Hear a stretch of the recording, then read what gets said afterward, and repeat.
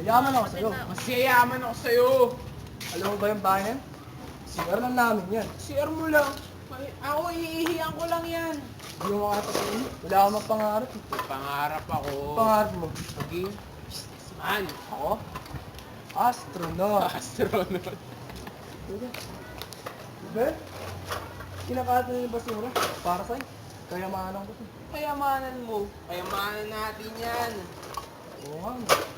Kasi, partners together. Tara, tignan natin. Ako nga pala si Goldie. Ako nga pala si Magdido. Kami nga pala ang Double D. Action! Gandang araw, Pilipinas! Kami po ay nagbabalik upang saksihan nyo ang dalawang taong nakaimbento. Ang napakagandang Iron Tree.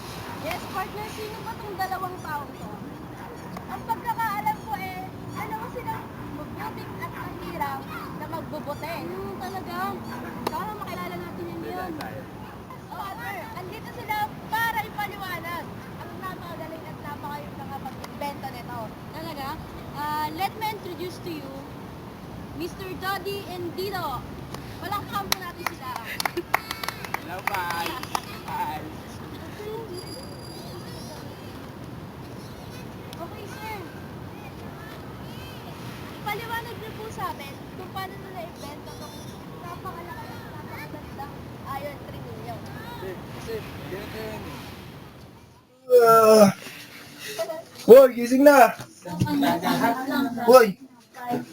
Ayaw mo, ha? Gising! Oo, tanghali na.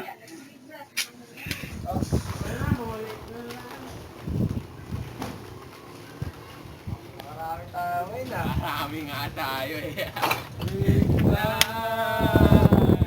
Ano naman yan? Ay! Bakit?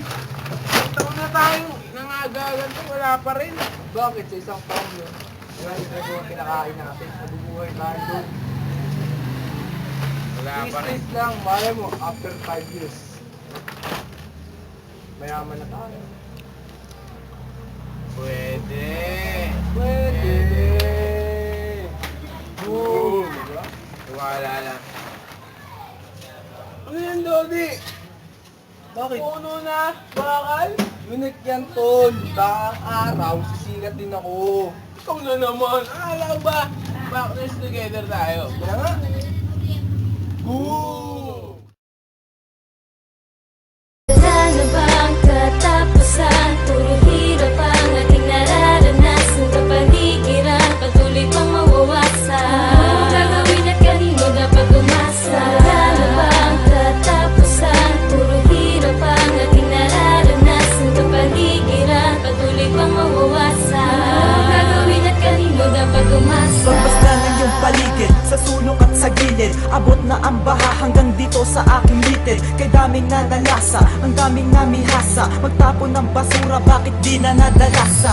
Mga nasalat ang wala ng masilungan. Ilang bagyo kundoy pa ba ang dapat magsimulan? Muli ay manguwasak, buong kamay nilaan. Kapag may namatay, bigla ang kang panghihinaan ng loob.